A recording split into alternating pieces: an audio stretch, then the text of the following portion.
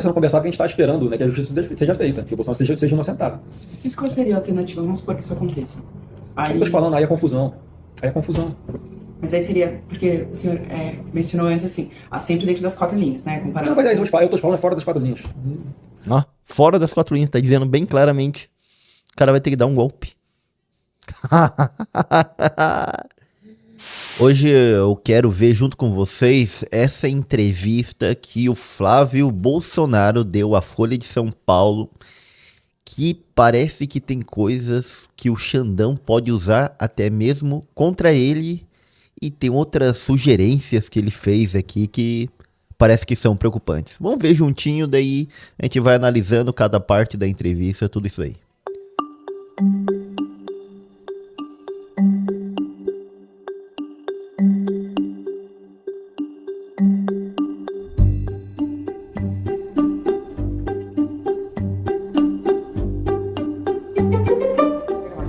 Podemos falar então ontem, começando obviamente do depoimento do seu pai. Você Eu falou acho- ontem com ele, depois, o que ele achou? Eu falei de manhã antes dele ir, né? Batemos um papo e achei que foi fantástico o depoimento dele. Porque, assim, se ele tiver um julgamento isento e justo, é para ele ser absolvido depois do depoimento de amanhã. Porque foi por terra toda a narrativa que tinha sido criada, né, por pressão. Isento, eu não acredito que ele vai ter. Acredito que as causas que estão julgando ele são justas, ou para mim, o Jair Messias Bolsonaro, juntamente com outras pessoas, tentaram dar um golpe de Estado, que eles chamam de tentar estabelecer o estado de sítio, o estado de defesa, mas que estão tendo um julgamento justo, assim, imparcial pelo juiz, não. E eu acredito que ele vai ser preso. Em cima do sítio, em que na minha cabeça ele, né, inventou muita coisa, e aí todos os depoentes dizendo, né, por exemplo, que nunca ninguém viu a tal da minuta do golpe, né, o que foi tratado lá daquele tal dos considerandos, então não tinha nenhum texto de nada. É o que foi Bolsonaro mesmo disse que tinha uma minuta que foi colocada em um slide. Já tá amenizando a situação aqui pro papai, né? mostrado também lá de discutindo dispositivos constitucionais. Que seria decretar o estado de sítio e o estado de defesa por uma possível fraude nas eleições e por um ambiente que não favoreceu ele, tudo que, segundo a Constituição, não diz que é para usar estado de sítio e defesa para isso. E isso não tem absolutamente nenhum tipo de crime.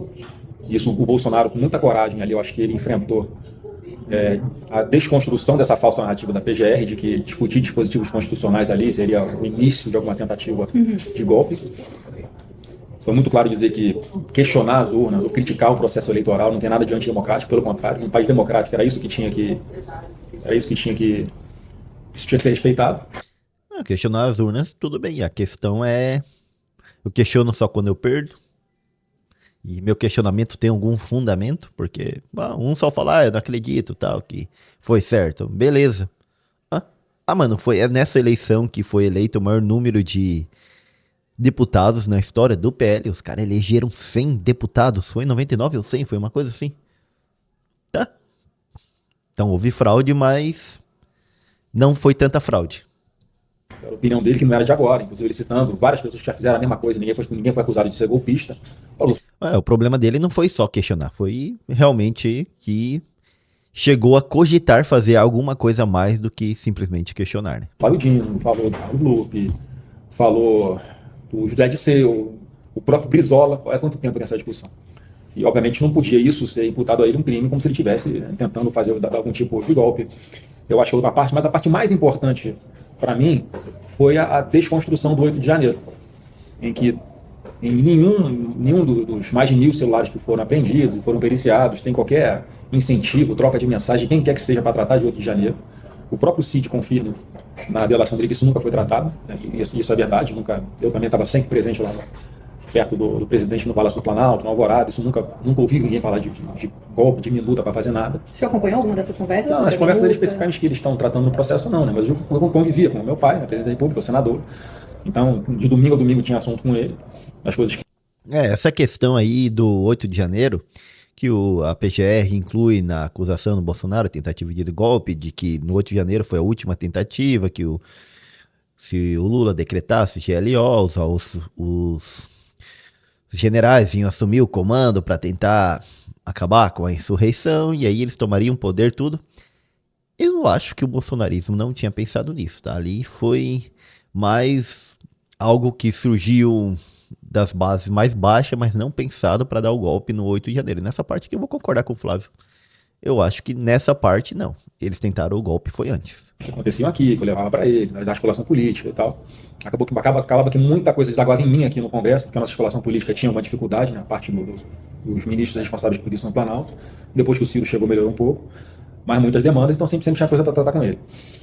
E o que acontece? Ao você desconstruir o 8 de janeiro, porque realmente isso não tem absolutamente prova de nada. Isso tem uma narrativa, uma forçação de barra do PGR, e dizer que isso foi o grande finale da tentativa frustrada.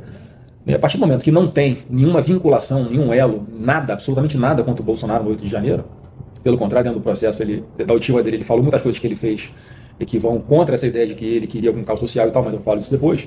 Então, nessa desconstrução do 8 de janeiro, se a narrativa mentirosa da PGR é de que começou, a tentativa, o golpe começou em, não sei qual foi o mês de 2021, acho que julho de 2021, com uma live do presidente lá, e culminou, encerrou ali no 8 de janeiro, quer dizer...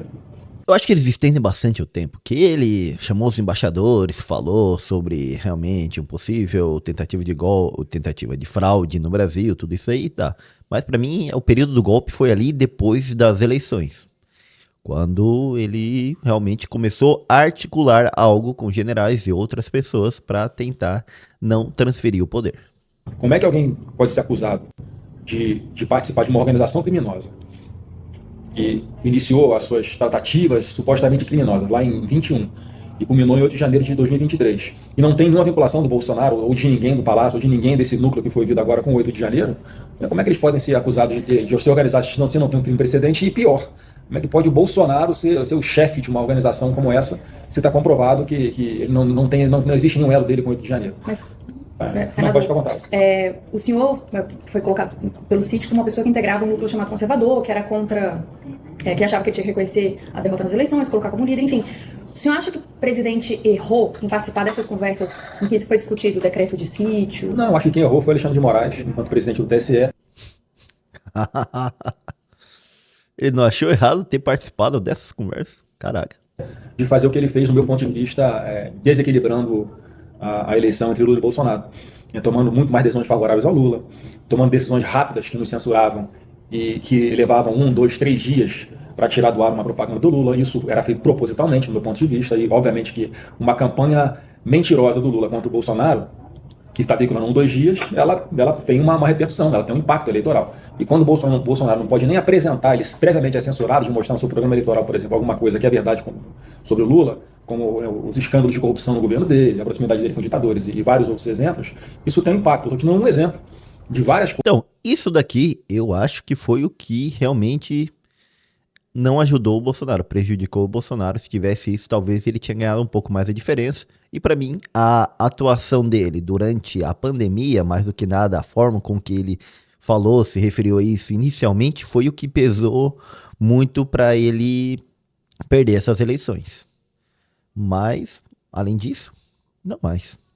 Coisas, né, que no meu ponto de vista, o Alexandre de Moraes ele foi totalmente parcial a favor do Lula nas eleições, né? Então, assim, eu acho que quem errou foi o Alexandre de Moraes. Então o Bolsonaro explicou que ele está apresentando os recursos, ele, em determinado momento, quando ele junta diversas suspeitas que ele tinha com relação ao processo eleitoral e pede que o TSE investigue e vem uma decisão do Alexandre de Moraes simplesmente indeferindo isso e multando em 22 milhões, ele viu que não ia ter sucesso nenhum, porque o Alexandre de Moraes simplesmente não estava interessado em investigar nenhuma daquelas suspeitas que nós estávamos levando. Mas isso daí não é prerrogativa para tentar estado de sítio e estado de defesa. E a partir daí é que ele, por Bolsonaro, diz que ele começou a ver dentro da Constituição o que se tinha espaço para fazer alguma coisa. Nesse contexto é que houve essas poucas reuniões, chegando até o máximo esses considerandos, então não tinha nenhum...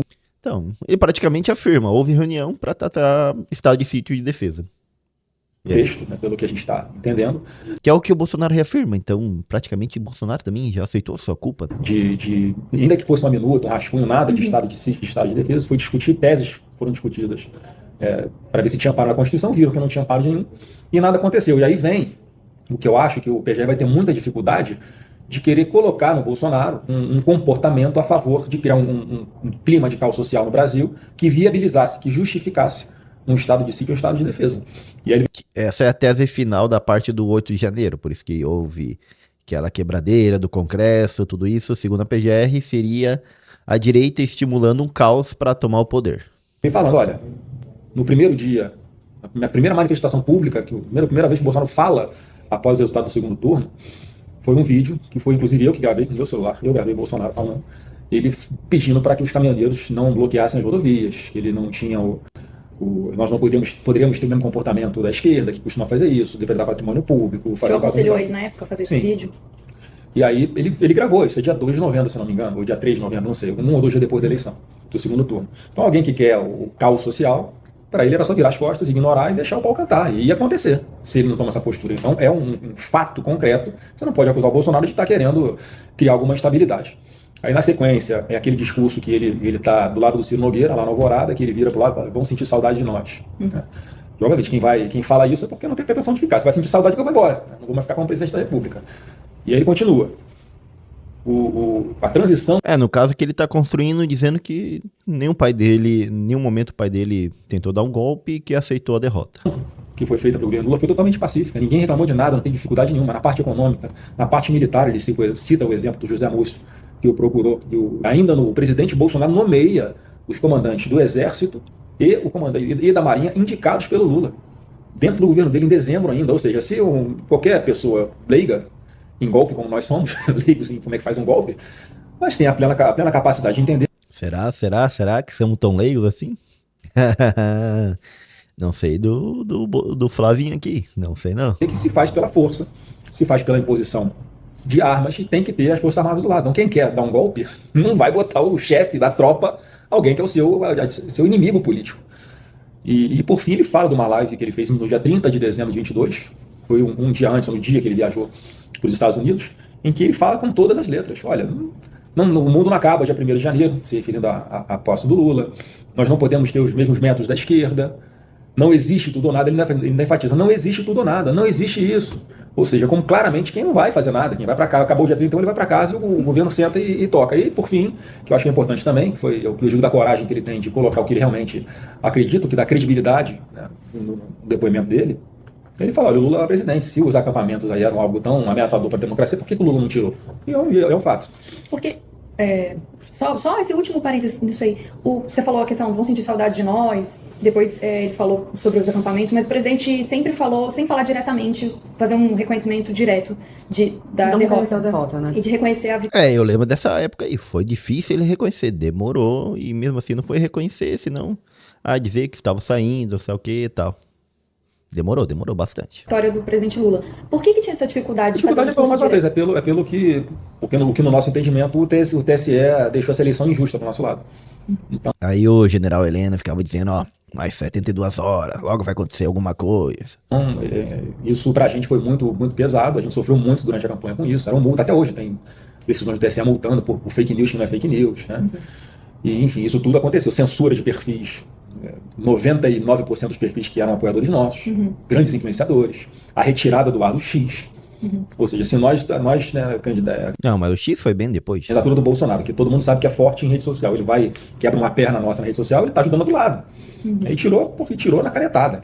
Não, peraí, eu vou conferir isso aqui ao vivo. Ou eu tô conferindo, eu tô pensando, lembrando errado. Não, que eu lembro, o X foi tirado depois das eleições, um ano depois, um ano e pouco, quando o X ficou fora do ar no Brasil. Não, isso aqui, até me confundiu, isso aqui, não, peraí, vamos ver aqui,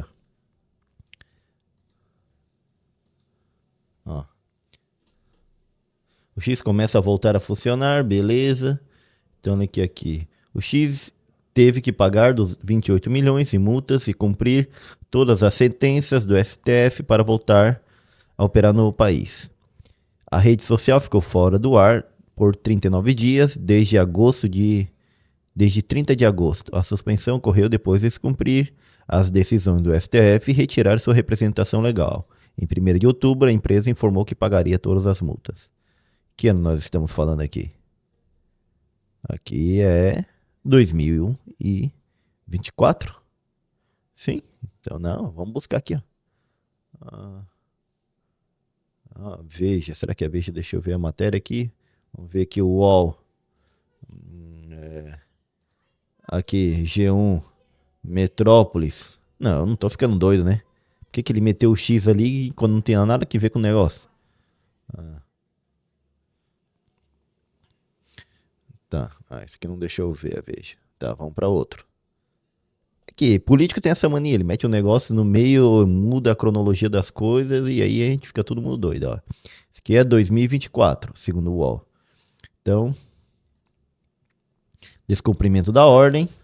A informação foi publicada pelo tribunal na rede social quarta-feira 28. Um advogado foi intimidado 18 de agosto. A chamada decisão de censura quinta 28. 17 de agosto. O X encerrou suas operações no Brasil no dia 17 de agosto. Tudo 2024, né? Vamos ver aqui mais. Vamos ver a Globos. Aqui é a Globos, ó. Data 24, 2024. Então, ó. Rede social estava suspensa desde 30 de agosto, 2024. Veja a cronologia. Então, aqui a cronologia, beleza. Aos dias 7, ó. Então, ficou fora. Moraes aqui fixa a multa. Não cheguei. Ó, dia 31 de agosto foi suspenso o X. Dia 8/10 volta a funcionar. De que ano? De que ano? Só vem aqui em cima. 2024. Cara, ele jogou o X aqui no nada, como que ajudou a quebrar eles nas eleições e tudo isso. O pai dele reclamou, lá, mas não corresponde, né, senhor Flavinho? Não. Ele sempre vai ter o fundamento dele, que ele acha que é o correto, a gente vai discordar. Então, assim, claramente foi por isso que isso tudo causou uma indignação da nossa parte, e ele tinha todo o direito o Bolsonaro tinha todo o direito de se indignar e não fazer a transmissão da faixa lá, o ato solene pro Lula. Mas ontem mesmo, o senador, ele admitiu que ele discutiu alternativas, possibilidades, ainda que na visão dele fossem alternativas constitucionais. Essa discussão em si não configura um ato dele, no mínimo ali, de rebeldia, de afronta ao resultado das eleições? Não, de afronta não, ele estava buscando, dentro da legalidade, o que dá para fazer. Não vejo de forma alguma isso, até porque não é um decreto que ele assina, no dia seguinte, no mesmo dia, tá as tropas na rua, prende todo mundo, né, como naquela maluquice lá do plano verde e amarelo. Isso é importante enfatizar sempre, porque tem todo um passo a passo até isso se concretizar. Então, assim, eu acho que, primeiro, ele nunca assinou nada disso. Isso ficou bem claro para.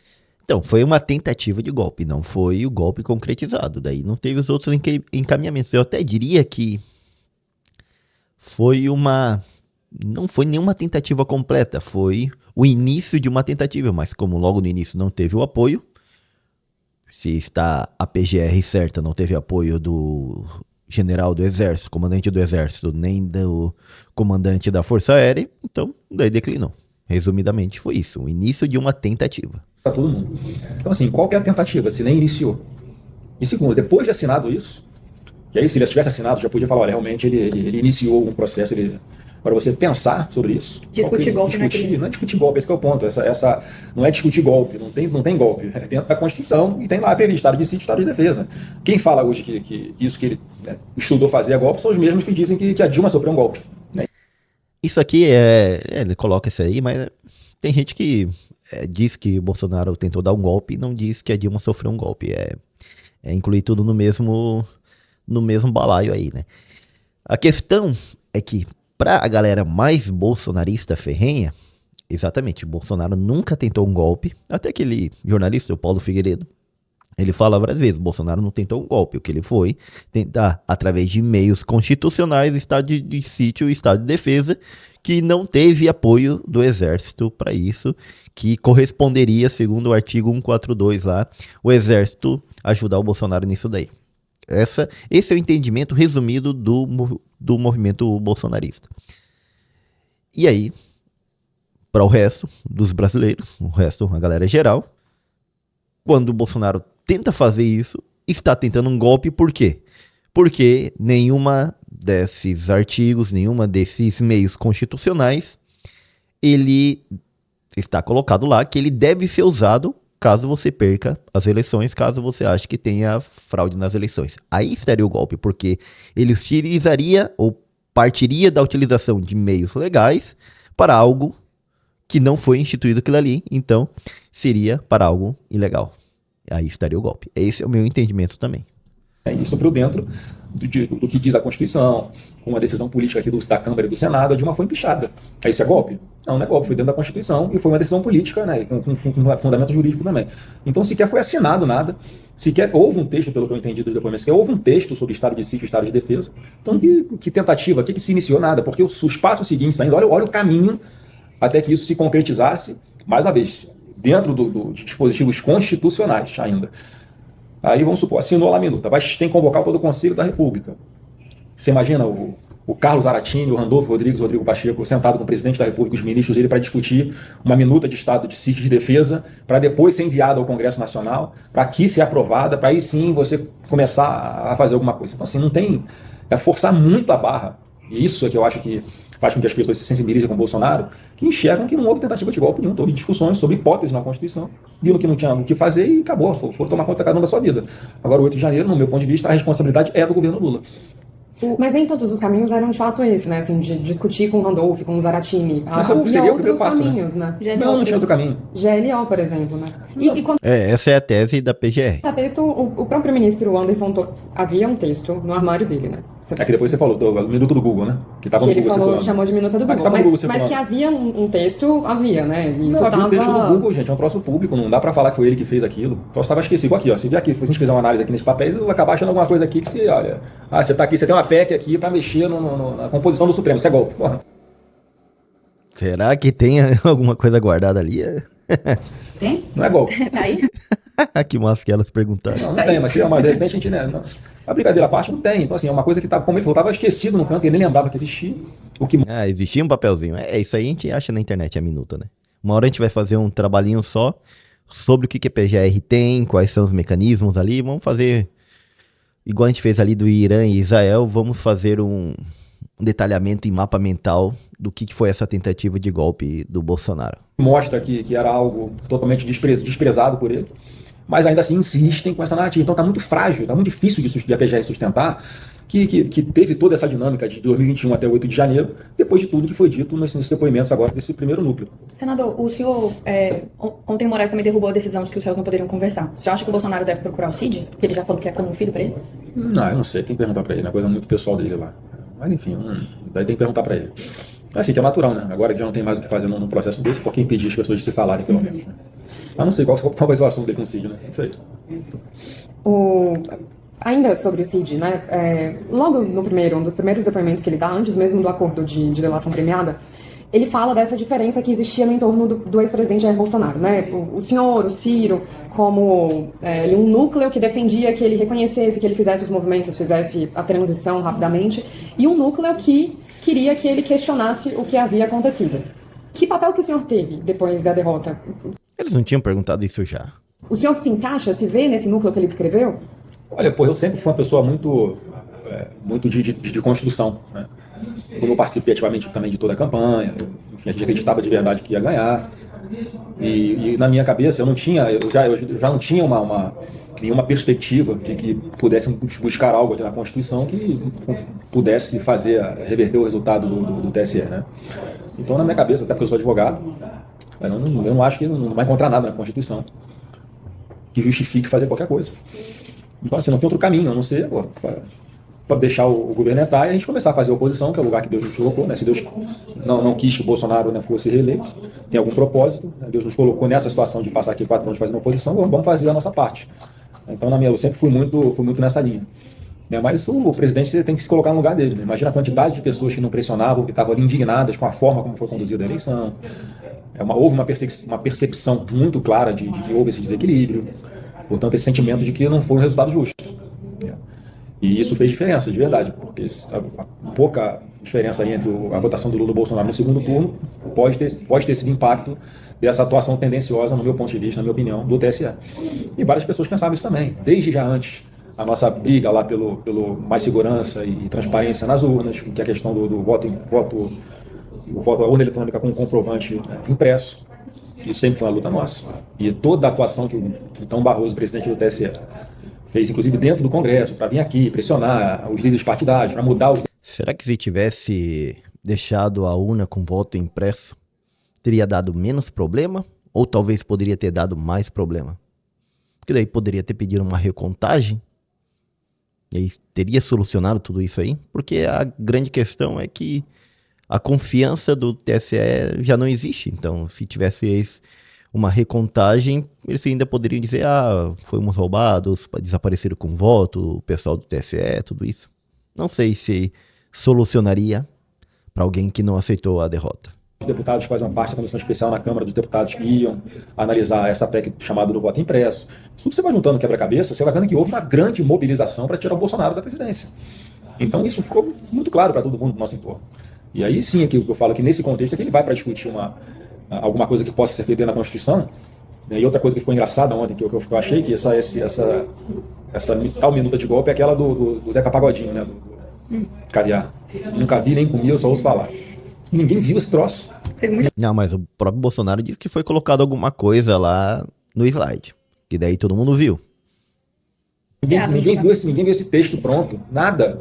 Como é que existe essa minuta? A própria PGR já foi, na do Anderson descartou, foi na do lá que o Cid tirou foto, não sei aonde, mandou para não sei quem, descartou. Foi numa outra que depois ele descobriu que era uma tese de mestrado, sei lá, de doutorado de 2017, e aí chegou nessa do que seria os primeiros considerandos, depois um texto que, mais uma vez, é do Zeca Pagodinho. Ninguém nunca viu, nunca vi, nem comigo, nunca ouviu falar. Mas a Polícia Federal viu, né? A Polícia Federal viu duas. E ontem foi uma coisa engraçada, porque o Alexandre Moraes está nos autos. E a defesa pediu para ter acesso e não teve acesso. Então, assim, ou não está nos autos, ou a gente não sabe qual é a versão final que a PF lá diz que é uma minuta de golpe. Por isso que o presidente Bolsonaro falou, se você mostrar o que foi que a Polícia Federal está acusando de ser minuta de golpe, eu vou poder te falar o que é. Mas se você não tiver acesso, aí o Alexandre Moraes fala, não, está nos autos. Só que a defesa pediu e simplesmente foi negado. Então, ou será que se perderam também, igual os celulares aí, parece que sumiu um monte de celular agora de uma investigação. Qual foi, cara? A investigação foi 2 de janeiro? Uma matéria agora de vocês aí, da imprensa, dizendo que perderam um monte de celulares que foram apreendidos ao longo desse processo aí que... Senador, só uma coisa para mudar de assunto, mas é curioso porque o senhor disse, né, que como advogado, o senhor sabia que não ia encontrar nada na Constituição. E ontem o presidente disse, discutir alternativas que, a meu ver, eram alternativas possibilidades constitucionais. Então o senhor, desde o princípio, sabia que não dava para achar nada ali na Constituição. Exata, né? O direito não é uma ciência exata. Eu posso achar uma coisa, outro advogado pode achar outra. Eu não ou na minha falta de conhecimento, ou assim, eu já percebia que não tinham que discutir de estado de sítio, estado de defesa.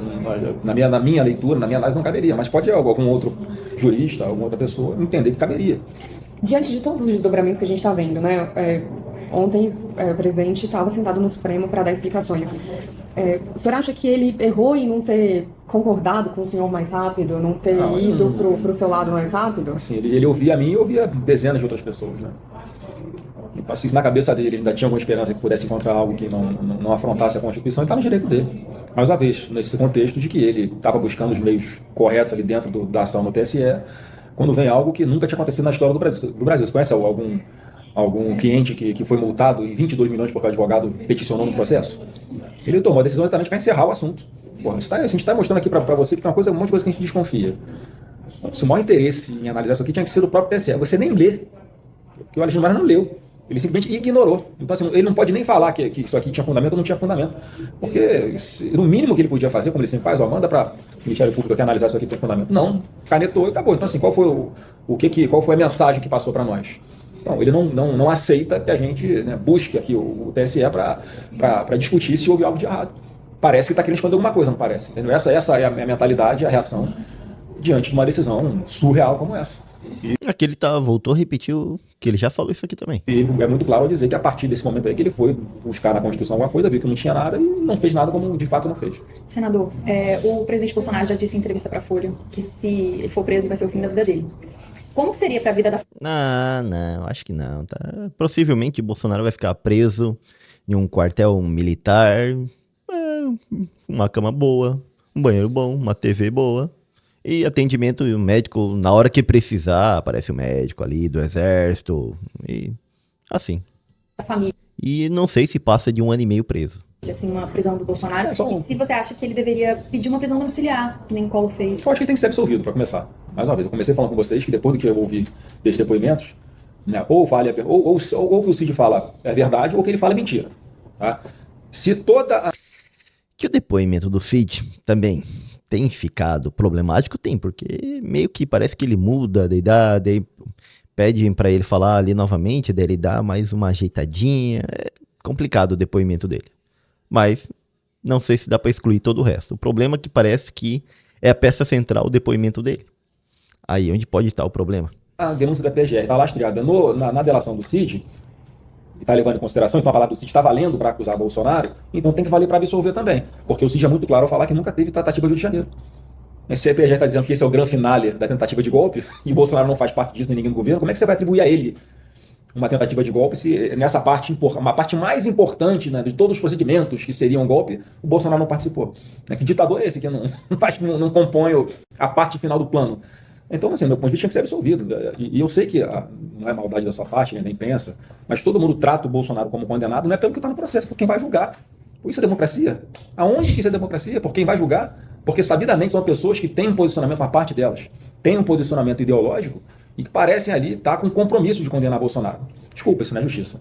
E é por isso que hoje o Supremo Tribunal Federal conseguiu a proeza de ter menos credibilidade do que o Congresso Nacional perante a população. Mas se o senhor acredita mesmo nisso? É verdade. Essa parte final aqui é verdade, hein?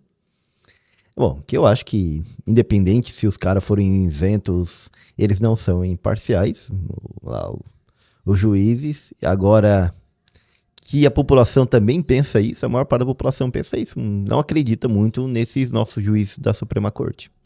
De que o Supremo, de fato, está sendo injusto, que é uma perseguição. É tanto que eles pediram para aumentar ali os seguranças e botar como algo fixo, foi uma coisa assim, porque eles já não conseguem sair na rua sem seguranças, algo que antes conseguiam. Também fato da exposição, tanto que eles começaram a ter que antes não tinham. Então, o presidente Bolsonaro, então a prisão dele é dada como certa, não? Não, assim, mas é que tá, mas a gente não pode se indignar e ter algum resquício de esperança de que os ministros vão analisar os autos e ver que o Bolsonaro é inocente. O processo não acabou ainda. Então, assim, no meu ponto de vista, né, e se eles insistirem com essa... Eu acho que ele trabalha assim com a possibilidade do Bolsonaro ir preso. Eu acho que eles acreditam que vai preso também. Em validar uma narrativa lunática dessa da PGR, vai ficar muito frágil e vai ficar configurado para o mundo inteiro que o Brasil está seguindo os passos da Venezuela, onde os opositores políticos são calados, são presos, são perseguidos, para que alguém que seja da esquerda ligada ao sistema vença por WO. Você acha que ele deveria sair do Brasil, por exemplo? Não, se ele quiser sair do Brasil, ele nem voltava dos Estados Unidos. E, assim, ele tomou a decisão de voltar para o Brasil e enfrentar esse processo acreditando na justiça. Só que a cada dia que passa, nós vamos percebendo que assim, ele está indo, é um boi indo para o abatedouro porque não é um processo justo, em função de quem vai julgá-lo. Inclusive, vocês têm dezenas de matérias aí sempre mostrando a análise de alguns ministros supremos se antecipando ao que eles vão julgar ainda. Então isso tudo é muito ruim para a democracia. Então, mais uma vez, eu acho que as pessoas que vão julgar o Bolsonaro têm que botar a mão na consciência e entenderem que o preço que o Brasil vai pagar de violentar a democracia dessa forma, condenando uma pessoa inocente, isso vai trazer consequências aí que a gente não sabe onde é que vão parar. Onde é que vai parar o país se isso acontecer com o Bolsonaro, porque claramente hoje é o maior líder que tem de direita no Brasil, coisa que está acontecendo já de algum tempo. O Bolsonaro na frente do Lula, numericamente, acima da margem de erro em pesquisas. Isso nunca tinha acontecido, nem durante as eleições. O que mostra que, além do governo estar ruim, as pessoas... Bom, antes que ele vá para outro tema aqui, condenando o Bolsonaro, o que vai acontecer é que vai demorar algum tempo para que alguém tente dar um novo golpe de Estado, para que até chegue em falar algo sobre isso ali, quando estiver na presidência e tudo isso daí. Porque daí, se o cara foi condenado ali, e os generais também, vão pensar duas vezes. As pessoas estão se sensibilizando com a perseguição que o Bolsonaro está sofrendo. Então, acho que é um caminho muito ruim se eles entenderem e continuarem querendo bancar o Alexandre de Moraes para que ele não morra na praia, em todo esse trabalho que ele teve para incriminar Bolsonaro, e nesse meio do caminho prendendo milhares de pessoas que, no máximo, promoveram depredação de patrimônio público. E, mais uma vez, acusando o fato de ele questionar a urna eletrônica ser algo criminoso ou para causar uma instabilidade, quando outras pessoas já fizeram igual no passado, que eu já falei aqui os nomes, nada aconteceu. E além disso, a própria oitiva do presidente Bolsonaro mostra que se ele quisesse ter um caos social, que é uma premissa para você instaurar um estado de sítio de defesa, era só ele não fazer nada. E ele fez. Então, por causa dele, não teve um caos social no Brasil. Então, você não pode acusar o Bolsonaro de tentar dar golpe pela circunstância do que tudo que aconteceu desde o final da eleição até o dia 31 de dezembro. Mas, senador, o que seriam essas consequências de uma eventual prisão? Ninguém sabe, né? Aí ninguém sabe. Um caos social, talvez? Pode ser. Certamente uma parte boa da população não vai aceitar pacificamente. Tá, então, para aí. Ele está dizendo que uma das consequências da prisão do Bolsonaro pode ser um caos social, a população sai na rua protestar, quebrar tudo, porque não aceita ele ser preso. Vamos ver o que mais. Justiça dessa. E mais uma vez, não vai ser algo orquestrado. como sempre foi nas nossas manifestações, algo totalmente voluntário, espontâneo. O que eu mais ouço na rua aqui é as pessoas indignadas com o que estão fazendo com o Bolsonaro, dizendo que estão orando, que acreditam que ele vai ser absolvido, que ele não fez absolutamente nada, está muito claro para todo mundo. E são pessoas que têm um carinho muito grande por ele. Então, o que vai acontecer, só Deus sabe, né? Eu espero que isso também seja levado em consideração, porque para condenar uma pessoa que seja culpada, você não precisa atropelar a Constituição e todo o processo, toda a legislação processual, como o Alexandre fez com o Bolsonaro.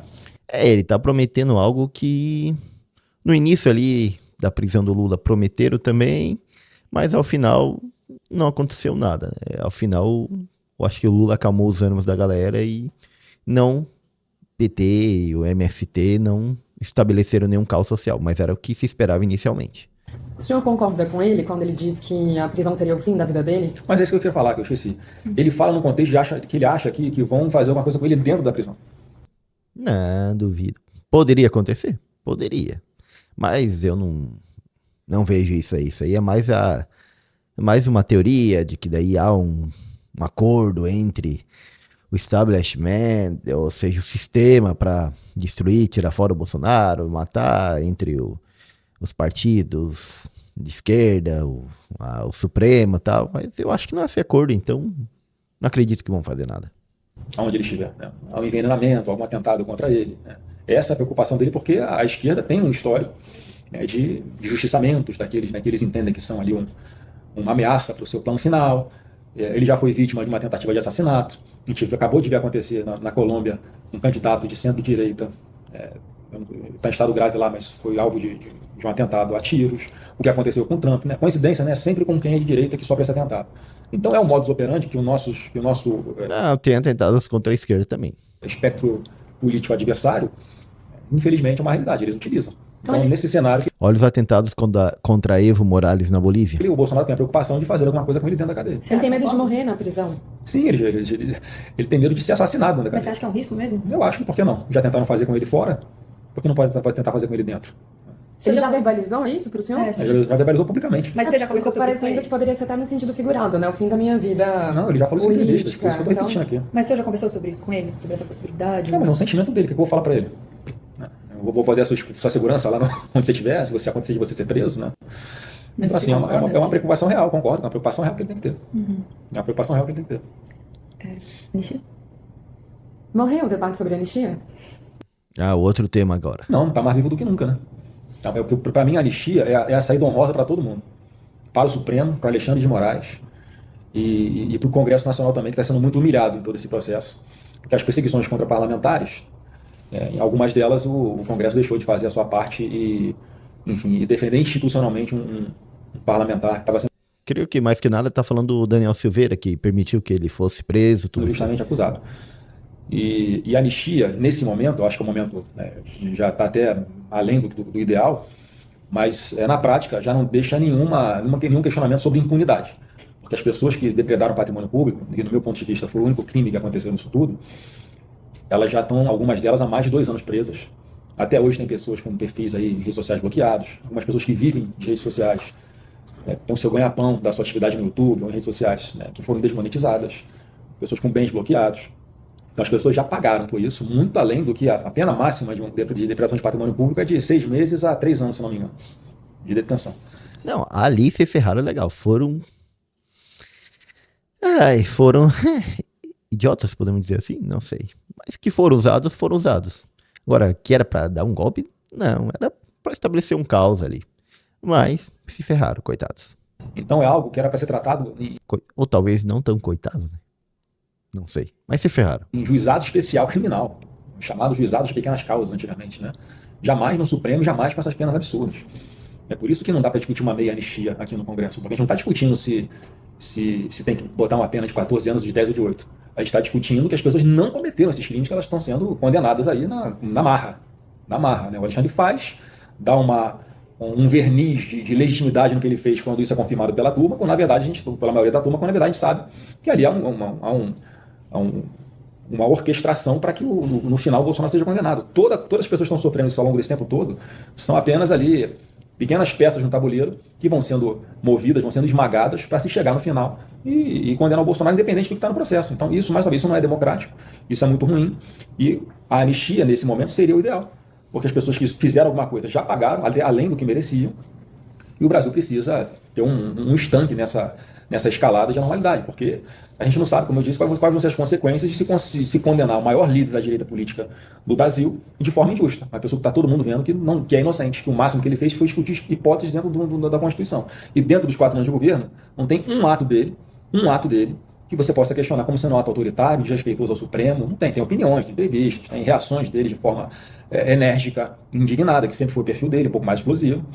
E isso tudo, no meu ponto de vista, a anistia é exatamente para botar uma linha aqui no Brasil, para daqui para frente. Vamos deixar o povo decidir quem vai ser o próximo presidente da República, quem vão ser os senadores e deputados. Caso ele seja condenado, a anistia valeria para ele. A anistia tem que valer para ele, para todo mundo. Eu não sou hipócrita de achar que tem que ter tudo anistia. Para ele? Para todo mundo. Para ele também? Também, eu acho também. Porque na prática, porque assim, qual é os crimes que ele está sendo acusado? Organização criminosa armada. Cara, não tem arma de ninguém. Que arma é essa? Aí vai ver o tal do plano, punhal verde e amarelo, trouxe minha filha se desenhar no papel aqui, eu vou achar engraçado jogar fora. Aí é golpe de Estado. Mais uma vez, uma pessoa que quer dar golpe de Estado no meio do comandante de força do Lula, o comandante do exército do Lula, o comandante da marinha do Lula, o Bolsonaro. Eu acho que o início dessa tentativa de golpe de Estado foi antes disso daí. Por isso, quando viu já que não deu pra fazer mais nada, daí nomeou o pessoal lá. Bolsonaro nomeia e ele quer dar golpe. Qual a lógica disso? Né? E aí, a abolição violenta do Estado Democrático de Direito, que é mais ou menos a mesma coisa. Aí você vai para a parte de depredação de patrimônio público. Bolsonaro depredou que patrimônio público. Né? E aí a tese do Alexandre de Moraes é que ele foi o grande orquestrador disso tudo que aconteceu no Rio de Janeiro. A gente acabou de ver que não tem nada contra ele no Rio de Janeiro. Não cola, não dá liga a acusação contra ele. Então, quando fala que é saída honrosa, é porque faz justiça com quem está sendo injustiçado agora. E eu acho que nessa anistia tem que entrar o Alexandre de Moraes, porque, no meu ponto de vista, cometeu vários atos de abuso de autoridade ao longo desse processo. Inclusive, se você pega aí o vazamento lá do telefone do Tagliaferro, que era um dos juízes auxiliares do Alexandre de Moraes, ele fala claramente ali que o Alexandre de Moraes usava a estrutura do TSE para poder investigar coisas que estavam no Supremo, que ele mandava os policiais refazer um relatório porque ele não tinha gostado. Peraí, cara, como é que um juiz interfere na investigação desse jeito tão claramente e tá tudo bem? Não tá tudo bem. Eu acho que a anistia tinha que englobar também o Alexandre de Moraes. Como? Que instrumento seria esse? De abuso de autoridade. É porque tudo que você faz para pedir para a PGR, por exemplo, investigar o Alexandre de Moraes, prontamente é arquivado. Quer dizer, está um sistema viciado, tá? Que claramente não estão representando, não estão refletindo os papéis constitucionais dessas instituições. Então, no meu ponto de vista, quem está tentando contra a democracia é o Alexandre de Moraes. Então, por isso que eu falo que é uma saída honrosa para todo mundo. Porque, na minha cabeça, o Alexandre de Moraes deve virar para os outros e falar, olha... Então é por isso que daí devia dar anistia pro Moraes, porque ele está atuando contra a democracia, então a gente vai anistiar todo mundo, tanto ele como os Bolsonaro, os bolsonaristas e tudo. É uma outra versão da história aqui, né? Eu fui até aqui e não posso morrer na praia. Então eu vou até o final, mesmo que isso custe toda essa confusão no país, que não vai acabar. Né? Se acontecer do Bolsonaro ser condenado. A gente não sabe qual vai ser a reação do povo, a gente não sabe qual vai ser a reação internacional. Tem coisas que não estão no nosso controle. Nisso daí, por prender o Bolsonaro, eu acho que não vai ter praticamente nenhuma, mas pode ser que saia umas sanções para o Xandão, independente da condenação ou não, pela articulação que está fazendo o outro filho do Bolsonaro, o Eduardo Bolsonaro, o Paulo Figueiredo e outros estão fazendo lá, devido à ingerência do Xandão sobre empresas e contas nas redes sociais que não estão no Brasil e sim estão fora do Brasil. Então, acho que é muito ruim eles insistirem por esse caminho, porque aí a confusão vai se estender por muito mais tempo.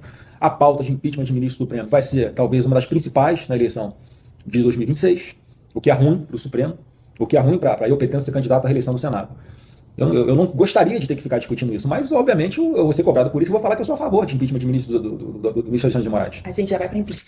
É interessante, né? Na outra vez, lá em 2019, quando houve aquele movimento pela CPI da Lava Toga para investigar, ele não era tão a favor. Foi ele que articulou não ter essa CPI. Agora, o que eles estão fazendo? Eles estão querendo montar uma base de candidatos bolsonaristas para serem eleitos em uma grande quantidade, defendendo a pauta de que vão pautar o impeachment do Supremo, dos vários senadores do Supremo, vários ministros do Supremo, entre eles obviamente, do Xandão principalmente, para mudar os juízes que tem lá. E isso daí seria uma forma Legal, tá dentro da Constituição, eles podem fazer isso.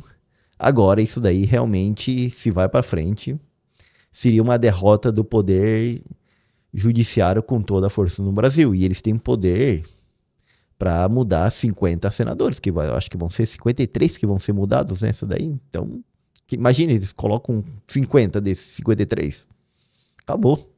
Já é Supremo. E com isso daí a gente pode caminhar para medidas mais autoritárias, ou pode ser simplesmente um balanceamento, um freio e contrapeso dos poderes no Brasil, do Legislativo exercendo agora o controle sobre o Supremo, já que o Supremo cresceu tanto que é ele que exerce o maior poder sobre o Legislativo e o Executivo no Brasil. Então, seria um balanceamento para fazer esse contrapeso contra o Supremo e aí voltar ele para um lugar menor do que ele estava anteriormente, mas também tirar dessa posição de maior poder que os outros poderes. Só uma pergunta, o senhor falou sobre isso com o Davi Alcolumbre? Vi que seria um projeto, inclusive, com o Alexandre de Moraes? Sim, o Davi Alcolumbre sabe que a gente tem, inclusive foi um compromisso dele de pautar o projeto de anistia, né? Ele não pautou. Se fosse construindo vários textos diferentes ali para tentar se chegar no máximo consenso possível, que é uma pauta que não vai ter consenso nunca, mas chegar no máximo de consenso possível. Eu acho que hoje o texto que está sendo construído lá na Câmara parece que está dessa forma, de faz uma anistia, mas não anistia as pessoas que cometeram a depredação de patrimônio público, esses crimes menores, né, que já pagaram por isso. Então a anistia, na prática, colocaria todo mundo em casa e tiraria a tornozeleira eletrônica de todo mundo voltaria a ter uma vida normal. Então eu acho que o Davi tem essa responsabilidade também, né, em todo esse processo, de fazer com que isso vá para a pauta, como é o compromisso dele com a gente. E aí vamos para o voto, vamos ver o que acontece. E isso só não está acontecendo porque vocês sabem bem, vocês são jornalistas, vocês têm informações, que há uma pressão até do próprio Alexandre de Moraes em cima do Hugo Mota, em cima do Davi Alcolumbre, para não pautar, para não deixar acontecer nada. Quer dizer, a democracia está existindo na prática no nosso país, está existindo autonomia entre os poderes e harmonia entre os poderes, não está. Não está. Então tem que ser dito com todas as letras que todo esse comportamento do Alexandre de Moraes ao longo de todo esse tempo, e até hoje, é algo, no mínimo, que deveria ser investigado, né? Mas, infelizmente, não vai acontecer, porque a PGR jamais vai tomar alguma providência, mesmo sabendo que o Alexandre de Moraes pode estar, sim, cometendo esses crimes de abuso de autoridade. Sobre impeachment de ministros do Supremo, o senhor já falou que o senhor é contrário a isso no ano passado. Não falei que era contrário. Eu falei o seguinte, falei que naquele momento eu estava acreditando numa autorregulação do Supremo. Isso aqui é a desculpa dele por que não apoiou a CPI da Lava Toga em 2019. O que é isso? Inclusive todo mundo na... Segundo dizem as más línguas, foi porque eles prometeram arquivar o que ele estava sendo processado lá no Rio de Janeiro por rachadinhas, e aí ele fez o acordão, então a gente não investiga vocês e você evita que me investigue. A política começou a adotar a mesma expressão depois de uma entrevista minha lá na Roda Viva. É que o próprio Supremo, né, entre eles lá, os 11, olha, já foi longe demais. Agora vamos fazer um processo normal. Vamos fazer um processo sem viés persecutório. Isso eu esperava do Supremo. Esperava mesmo. Mas nunca falei que eu sou contra o impeachment de ministro. Né? Eu falei que acreditava nessa autorregulação. E agora, como eu já vi que não está acontecendo, não tem outro caminho a não ser o impeachment de ministro do Alexandre de Moraes. Eu acho que isso tem que estar na mesa. E mais uma vez, eu não sei qual é a pressão que ele exerce sobre o Davi Alcolumbre, que isso sequer, né, é pautado, sequer é instaurado uma comissão para começar esse processo, que precisaria só de 41 senadores, eu acho que hoje nós teríamos. Hoje nessa composição? Eu acho que nessa composição nós já teríamos. Aí... Uau! Será, cara? Nossa. Talvez com uma pressão popular, e aí a maior impopularidade do Supremo, quem sabe, né? Em função de tudo que está acontecendo, a gente, né, obviamente, já começa a fazer um mapa das eleições de 26. Eu tenho a convicção de que nós, a centro-direita, vai fazer pelo menos 54 senadores dos 81 que vão estar aqui a partir de 27. Coincidentemente... 54? Vamos ver aqui quantos senadores vão mudar, peraí. Vamos tirar essa dúvida aqui. Cadê? Quantos senadores mudam no Senado em 2026? Vamos ver quantos senadores. 54, eu falei 53, 54. A disputa pelas 54 das 81 cadeiras do Senado. Nossa, se os caras fizessem 54, acabou. Bolsonarismo manda no país. É difícil. Mas assim, se eles não fizerem 54, mas fizerem 45, 40, já é bastante. Tá. E aí o negócio começa a mudar. Número necessário para fazer impeachment de ministro do Supremo, e aí vai ser confusão. Vai ser confusão, porque se nós temos 54, nós também temos 41 para fazer o presidente do Senado.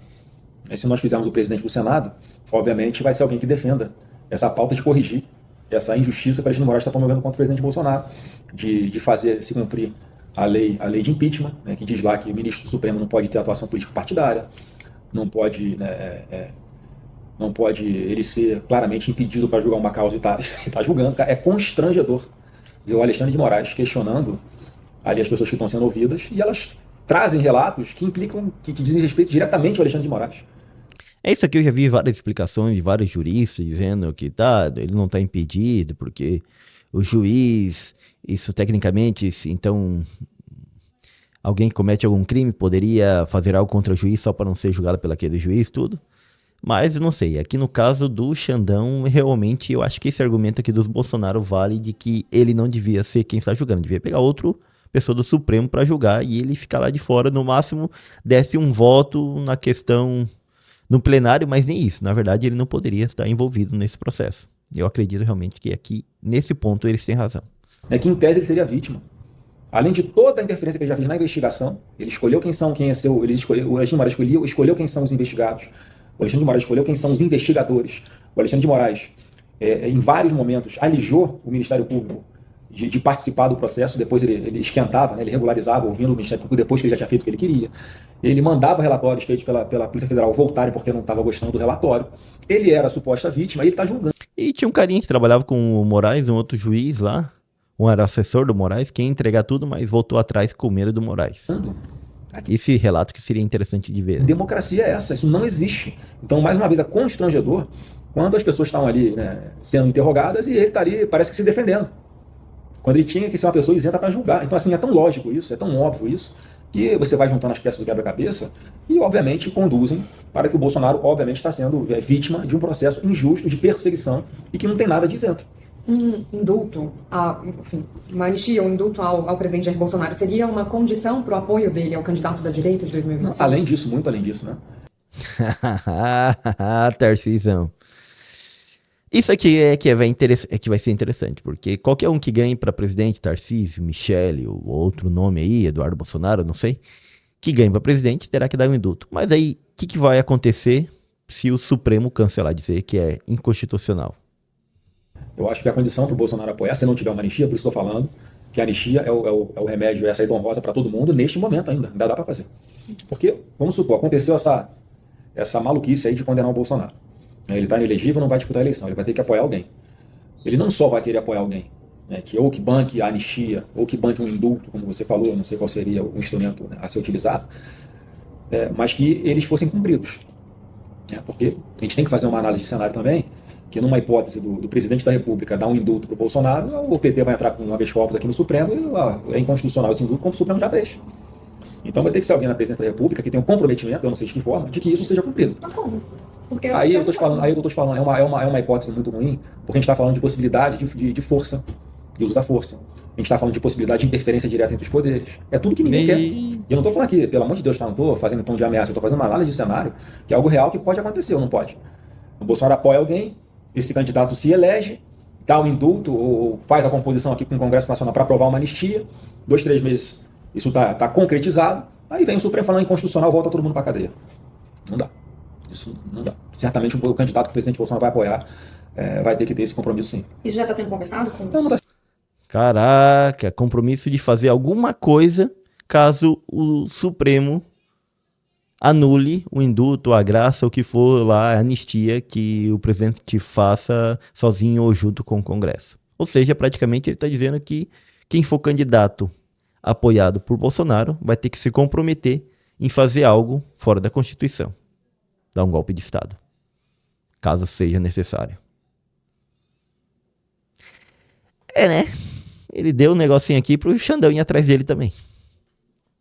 Caraca, isso aqui era uma conversa para ter só no bastidores entre os aliados ali. Agora ele deixou claramente aqui, o Xandão pode ir atrás dele. Está sendo conversado que a gente está esperando, né, que a justiça seja feita, que o Bolsonaro seja inocentado. Isso qual seria a alternativa? Vamos supor que isso aconteça. Aí eu tô te falando, aí é confusão. Aí é confusão. Mas aí seria, porque o senhor mencionou antes assim, sempre dentro das 4 linhas, né? Não, Comparando. mas aí eu tô falando fora das 4 linhas.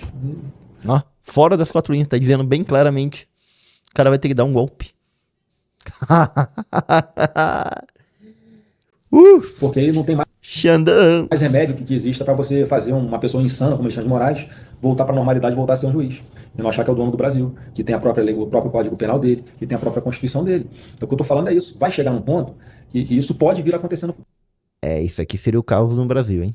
futuro. E vai ser muito ruim para todo mundo. Eu tenho certeza que ninguém quer isso. Eu vou fazer o que eu puder, o possível e o impossível, para que não se chegue a esse ponto. Mas é um cenário que pode acontecer. E eu pergunto, né, para quem está lhe dando suporte para Alexandre de Moraes no Supremo hoje, eles querem isso?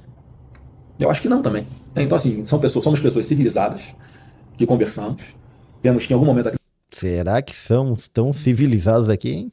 Não sei não, depois do que ele falou.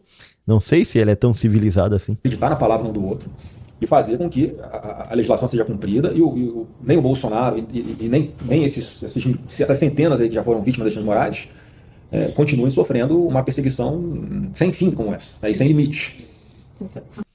Com isso daqui, eu diria que a gente tem que ficar de olho em quem vai se candidatar pelo bolsonarismo ou vai ter apoio do bolsonarismo, do Bolsonaro mais que nada, para presidente, se ele não está fechado a esse ponto. Porque se ele tiver fechado a esse ponto, aí temos que votar contra. Porque se ele fechou ao ponto de que se o STF não aceitar o indulto, a graça, a anistia, ele vai dar um golpe.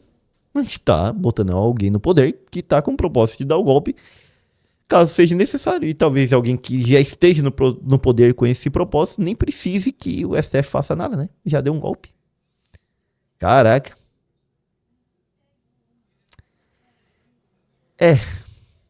Aí, se for Michele ou Eduardo, ele seria bem propenso a fazer isso.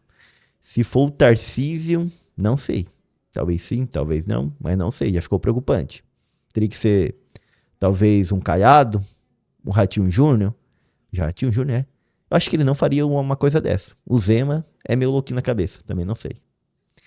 Tá ficando complicado para o campo da direita e para os candidatos da direita ter que fechar com isso para poder ser candidato e ter o apoio para ganhar voto. Porque Bolsonaro, isso é certo, não vai ser candidato, ele tá inelegível e vai estar preso nessa época. Porém, se ele tiver que fechar com isso, os candidatos da direita, se tiverem que fechar com isso, ferrou. Não dá pra votar em ninguém da direita. E preocupante, porque pode ganhar. Do jeito que vai, pode ganhar. Só com um pontinho aqui.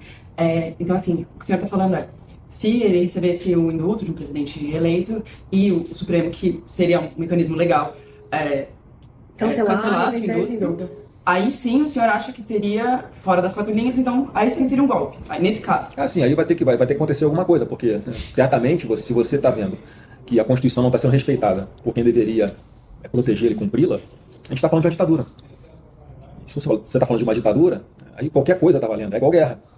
Cara, ele não disse que vai ser um golpe, ele disse que entende que estarão sob uma ditadura, então o cara tem que dar um golpe pra tirar essa possível ditadura. Caraca. A guerra, qualquer coisa está valendo. Isso vai ser ruim, péssimo para o país, péssimo para a política, péssimo para o Supremo, para o Congresso, para o plano, para todo mundo. Mas assim, é um cenário que pode vir a acontecer se nada for feito, se essa hemorragia de descumprimento da Constituição não for estancada.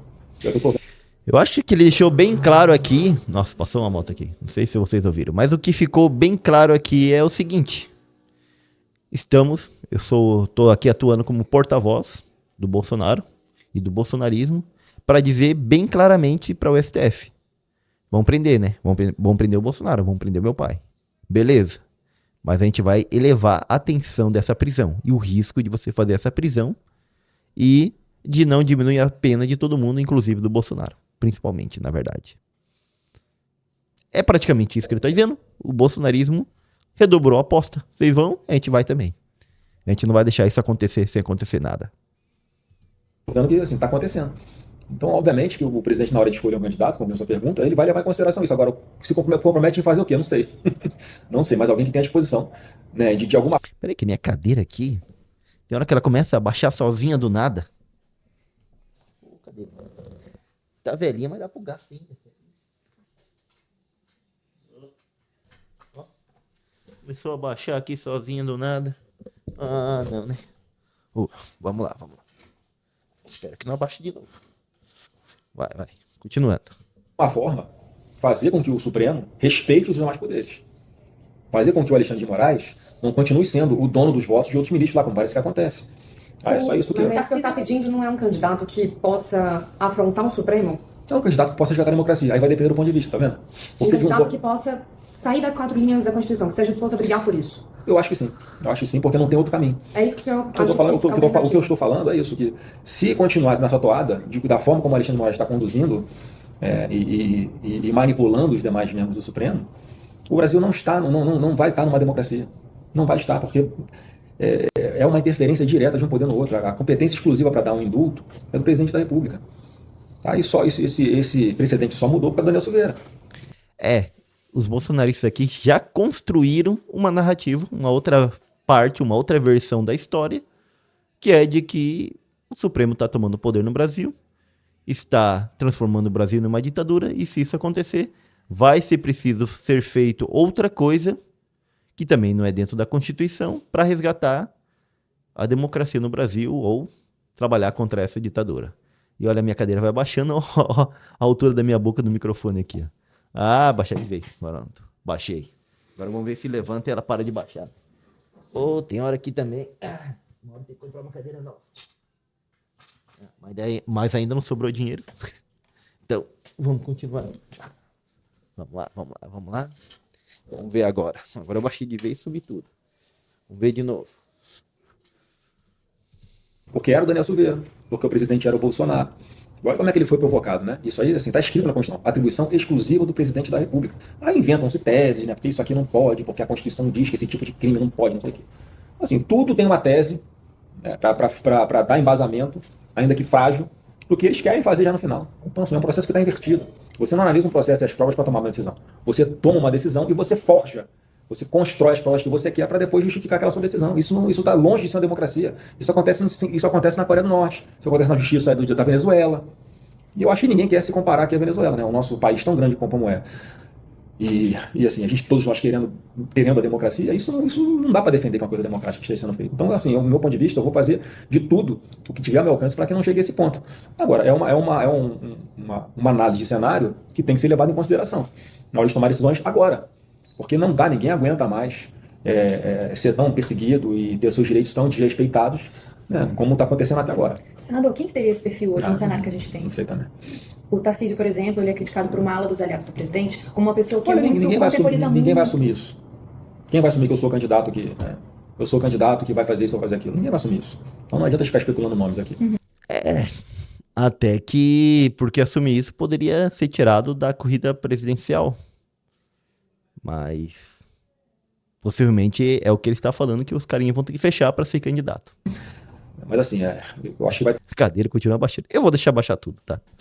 ter que ter, né, de alguma forma, uma habilidade para evitar que isso aconteça e, ao mesmo tempo, que as coisas voltem à normalidade no Brasil. Alguém da família Bolsonaro seria esse candidato? O senhor falou que vai ser candidato à reeleição no Senado. O Eduardo agora também, por exemplo, você vê o Eduardo, pelo que ele tá, o trabalho parlamentar que ele está fazendo lá, se ele pisar no Brasil, vão persegui-lo também. Quer dizer, que normalidade é essa que a gente está vivendo? A gente vai se acostumar com isso? A gente vai banalizar isso? Ninguém pode se conformar com o que está acontecendo e achar que está tudo bem. Tá?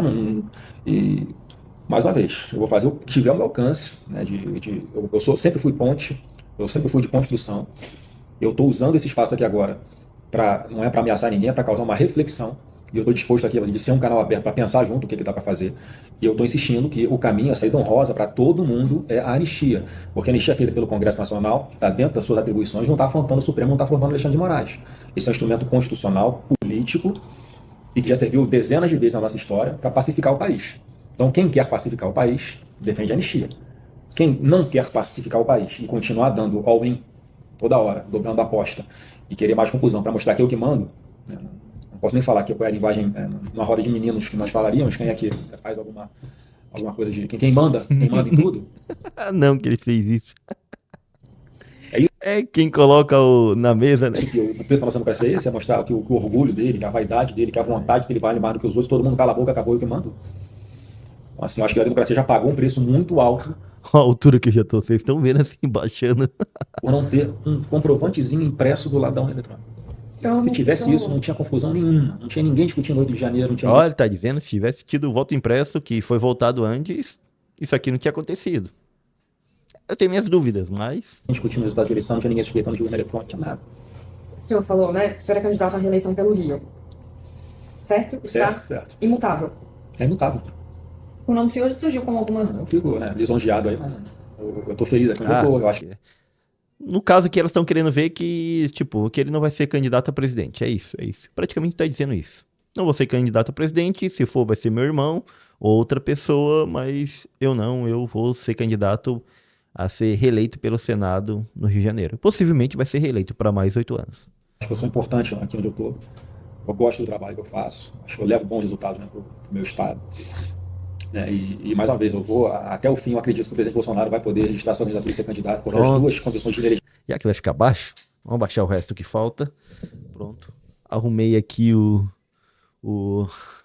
baixei mais a webcam. Pronto.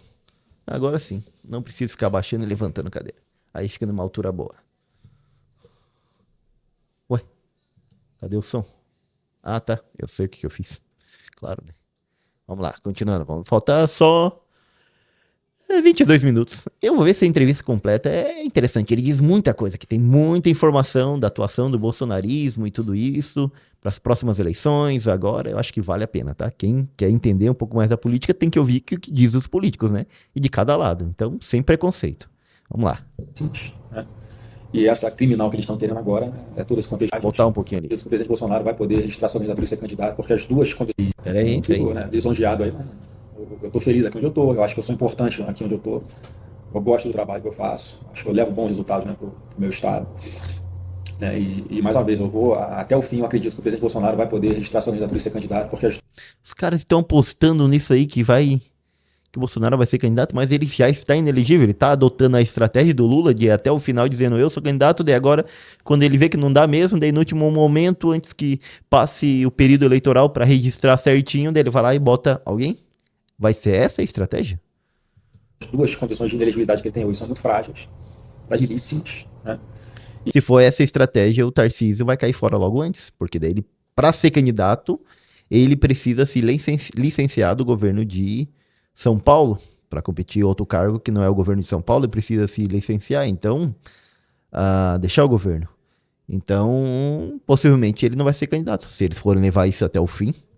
E essa criminal que eles estão querendo agora, né, é todo esse contexto que a gente está discutindo, que ele tinha que ser inocentado depois dos depoimentos que aconteceram agora nessa semana, ele tinha que ser inocentado, né, sumariamente. Eu acho que o PGR, né, ele tinha que fazer isso rápido para a vergonha dele ser menor, porque isso vai entrar para a história do nosso Brasil. A forçação de barra que ele está se dispondo a fazer para condenar alguém, né, que tem potencial de ser o presidente da República e que está na iminência de ser tirado da competição por causa de uma canetada totalmente ilegal, injusta. Não pode arriscar uma eventual eleição da direita ficar dependendo de uma decisão judicial de reverter a inelegibilidade do presidente em agosto? Eu acho o seguinte, a eleição presidencial polarizada do jeito que está, não faz muita diferença se, vamos supor, o Bolsonaro resolveu que hoje o candidato dele é fulano de tal. Ou é fulano de tal. Tem mulher também, né, que pode ser candidato. A Michelle. Então, assim, se ele defendeu que entendeu que é. Até gaguejou aqui. Não quer, Michele. Eu sei que os filhos do Bolsonaro não querem, Michele, mas é uma das opções. Tem até agora falando, saiu uma matéria no Estadão. Eu vou olhar aqui para vocês. Que fala justamente disso, da possibilidade da Michele ser candidata junto com o Tarcísio. No caso, o Tarcísio seria o candidato. Não era para tirar daqui. Que pena. Ó. A matéria é a seguinte: Tarcísio recebe recado de que Bolsonaro estaria disposto a apoiá-lo em 2026 com Michele de vice. Agora voltamos lá. Inelegibilidade do presidente em agosto. Eu acho o seguinte, a eleição presidencial polarizada do jeito que está, não faz muita diferença se, vamos supor, o Bolsonaro resolveu que hoje o candidato dele é fulano de tal. Mas para isso o Bolsonaro não poderia ir até o fim, porque daí a Michele não, porque daí o Tarcísio tem que sair do governo de São Paulo para isso. Então, vamos ver aí as possibilidades. Ou é fulano de tal. Tem mulher também, né, que pode ser candidato. A Michelle. Então, assim, se ele defendeu que entendeu que é candidato A. com o apoio dele e com toda a visibilidade que ele vai estar sofrendo, independente da condição que ele esteja, ele vai ser um cabo eleitoral que, para onde ele apontar, pela credibilidade dele e pela comparação do que foi o governo Bolsonaro e do que está sendo o governo Lula, que ele apontar o dedo, eu acho que vai estar eleito. Inclusive a Michele. Michele. Hã? Inclusive a Inclusive a Michele. Michele, qualquer um. Você vai Você, botar o se dedo você na Michele? se falar que o candidato dele é a Thaísa, ele vai. Thaísa, né? É a Thaísa, você está eleito. Acho que eu não tenho muita habilidade. Não tenho voto nem no meu estado. Nesse aspecto que eu estou falando. Eleita, não sei, mas que ganha muito voto, ganha. Igual o Lula fez com a Dilma lá nos anos 2010. Mas a Michele, sim. Qualquer um, todos os nomes que estão colocados na mesa, poderiam serão eleitos contra o Lula. Mas Eu tenho peraí. convicção, assim, a única certeza que eu tenho nisso tudo é que o Lula não será presidente do Brasil em 27. Então, uma dúvida. A família Bolsonaro apoiaria uma chapa em que não tivesse o nome Bolsonaro? Aí você tem que perguntar para quem é o dono da franquia, que é o Bolsonaro, né? Ele que é o dono da marca. E você defende o quê junto a ele, ao dono da Eu marca? defendo que ele me apoie para o Senado aqui em 26. E o Eduardo, a situação do Eduardo? Você Eu acha que é uma defendo que o possibilidade? Bolsonaro agora seja candidato a Senado lá por São Paulo. E a Michele? Eu quero ser candidato ao Senado aqui pelo DF. E a presidência, o presidente, e quem Presidente de Jair vice? Bolsonaro. Essa é a chapa do sonho, né? E quem seria vice? Hoje, assim, o que eu ouço falar é que o Ciro Nogueira, né, já publicamente manifestou essa vontade. Né, com relação à vice, que eu saiba que está ali, que já levantou o dedo, e eu acho que tem todas as credenciais para ser, é o Ciro, mas isso é uma decisão que se toma muito mais na frente, né? Aí depende da composição partidária, depende do perfil que a gente está buscando. Agora, o perfil do Ciro é um bom perfil. É nordestino, é de um partido grande, forte, tem ali a lealdade, né, que ele sempre teve ao presidente Bolsonaro durante o ministério dele, foi ministro do presidente Bolsonaro. Então, sem dúvida alguma, que é um nome que está, hoje é o nome que está colocado. Falam muito que uma chapa Michele Tarcísio seria imbatível. Eu Ou também Tarcísio acho. e Michele. Pode andar de cima, de frente, de trás, de lado, é uma chapa imbatível, assim como qualquer outro candidato, Ratinho, Zema, Caiado, todos esses, né, vão ganhar do Lula. É uma coisa que não se pode dizer é que a direita não tem nome. E tem muita gente querendo ser candidato pela direita. Já a esquerda tá difícil. E eu antes estava mais confiante de que o Lula ia disputar, tinha mais certezas, mas hoje eu acho que o Lula também não vai disputar essa eleição de 2026, porque corre o risco de perder, e um risco bastante forte, que cada dia para mim tá maior. E com isso, o Lula não quer terminar sua biografia com uma derrota. E seria bem feio isso daí para terminar. Ah, beleza, foi eleito, presidente ótimo, ótima popularidade nos primeiros 2 mandatos, fez sucessora, depois foi perseguido pela justiça, lawfare, preso, tudo aquilo lá que os petistas falam. Ah, mas ele ressurgiu, conseguiu anular suas sentenças, voltou à presença do Brasil, resgatou o nome internacional do Brasil e aí perdeu na última eleição? Não creio que o Lula quer isso aí. Mais uma vez, a certeza que eu tenho é que o Lula não é presidente do Brasil em 27. O presidente já cobrou, né, apoio publicamente, né, dos governadores, enfim, de nomes que despontam na direita. Ele tá cobrando isso porque ele tá se sentindo Agora é interessante, se ele tem tanta certeza que o Lula não vai ser presidente em 2027, que vai ser eleito um candidato, quem quer que o Bolsonaro indique, da direita, como é que tem tanta certeza que houve fraude nas eleições em 2022? Por quê? O esquema poderia se repetir, não é verdade? abandonado ou ele não tá se sentindo suficientemente defendido por esses Entendimento da pergunta, governadores, repete. ele tem cobrado apoio público dessas pessoas. E pelo que a gente ouve, também tem feito essa crítica reservadamente, de que é preciso fazer essa defesa pública do que está Criticar a acontecendo da situação inelegibilidade. dele. Ele quer que as pessoas percam o medo, né? Porque o que o Alexandre de Moraes conseguiu impor no Brasil é o medo. Né? E ele está mostrando que não tem que ter medo de ninguém, se está fazendo a coisa certa. Então acho que ele está correto nesse sentido de cobrar, porque tem muita gente que gosta de, olha, Bolsonaro me apoia aqui para me eleger, mas não quer ter o ônus de ombrear com ele nessa batalha de deixá-lo elegível novamente. Então eu acho que o Bolsonaro está corretíssimo em fazer isso, e as pessoas têm que sim fazer um exame de consciência, né, para merecerem, vamos dizer assim, ou um apoio do Bolsonaro, caso ele não seja presidente, ou o apoio dele para outros cargos, né? Ele não se refere apenas a quem está colocando um nome para ser um substituto dele numa disputa da eleição presidencial. Está falando daqueles que vão querer o apoio dele para senador, para deputado, federal, estadual, governador. Ele tá colocando nesse sentido. Olha, vocês têm que demonstrar, né, que estão comigo desde agora. Né, na dificuldade que você sabe quem são os amigos, quem são as pessoas leais. Tem muito oportunista? Tem Em muito. torno hoje? Um monte, né? Mas eu não vou te dar nome não, antes que você pergunte. Uma deputada, Vai dar nome. A deputada. Os caras já tocaram no coisa da Zambelli aqui, ó. Não, tem, mas esse aí quem tem que fazer esse julgamento é o eleitor. Né? alguém com passaporte italiano? Não. Faça o quê? Com Caraca. passaporte italiano? Não. O senhor não falou nada sobre a Carla, então vamos falar sobre Carla Zambelli. O senhor não mencionou, ela foi condenada à prisão, fugiu, tá na Itália hoje. O presidente Bolsonaro também não. Por que o senhor não falou nada sobre isso? Não, porque assim, eu primeiro queria entender qual era o contexto do que estava acontecendo. Então, assim, eu sempre fui um defensor, né, dentro até do nosso grupo de parlamentares, já fiz isso em reuniões públicas, né, do PL, e até deputados de outros partidos, que a gente tem que defender aqueles que nós achamos que são perseguidos injustamente. E eu acho que a Carla também está sendo vítima de uma perseguição política, né, não é, eu não quero entrar no mérito do que ela está sendo acusada de fazer, né, mas vou ter que entrar, né, porque ela está sendo acusada de ter dado ordem para um maluco lá do hacker invadir o sistema do CNJ e botar lá um público, um mandado de prisão para Alexandre de Moraes, né? Cometeu um crime. Mas não é um crime para ser condenado a 10 anos de cadeia.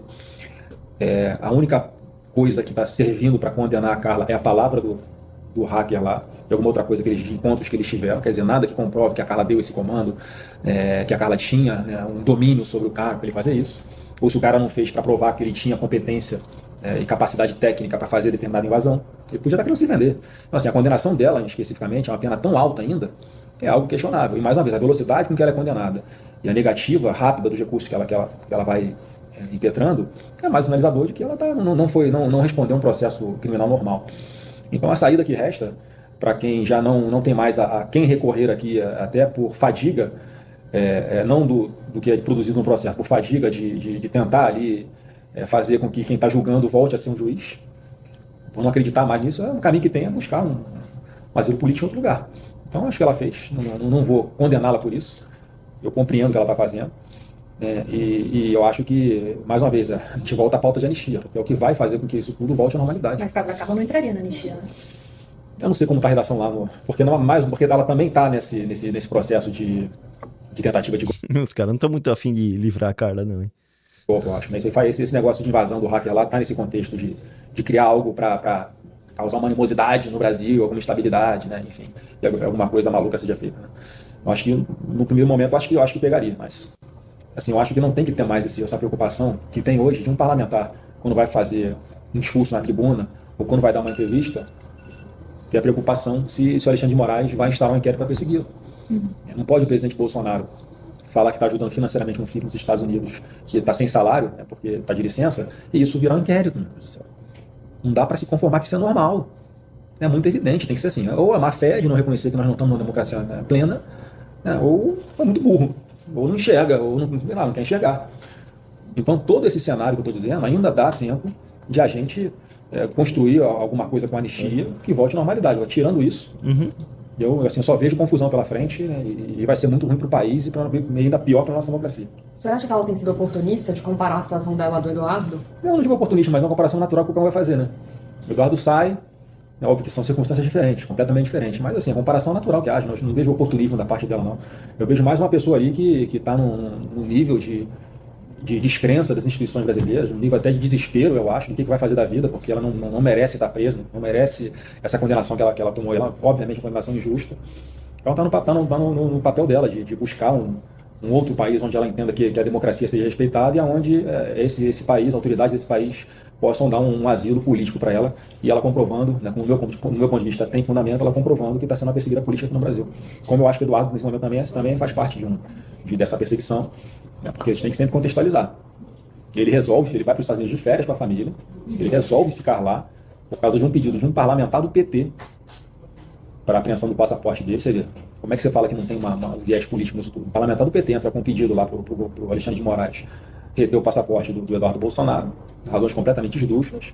O Moraes dá um prazo de 5 dias para o PGR se manifestar, dá 20, 21 dias e o cara não se manifesta porque sabe que ele está lá fora. O que passa na cabeça dele? Olha, se eu voltar, o primeiro passo para começar a me calar, me perseguir, quem sabe até me prender, vai ser eu pisar no Brasil e vão segurar meu passaporte. Quando ele fala que vai ficar, no mesmo dia, é tão escancarado o negócio, que antigamente ainda havia que alguns magistrados tinham a preocupação, né, de não dar a entender que é um troço tão...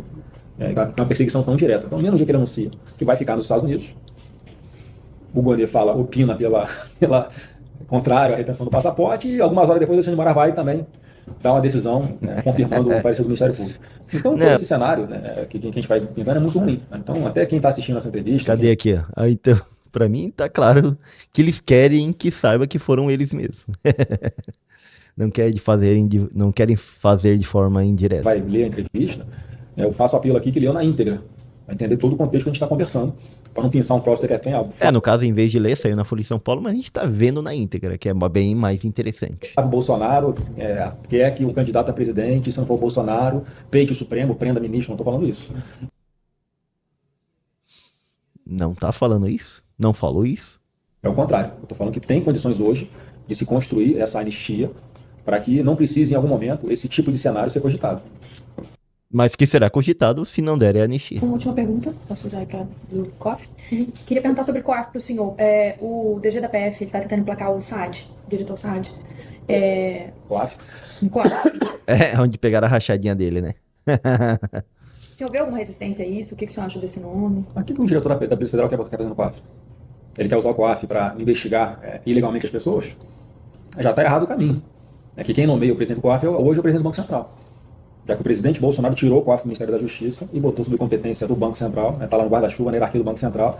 Então, o simples fato de um diretor da Polícia Federal, que é amigo do Lula, que é um louco, alucinado, né, que manipula, enfim, faz, né, enfim, pelo menos a gente observa que ele tem acesso a informações de investigações que ele não deveria ter, anuncia o que vai acontecer, o que não vai.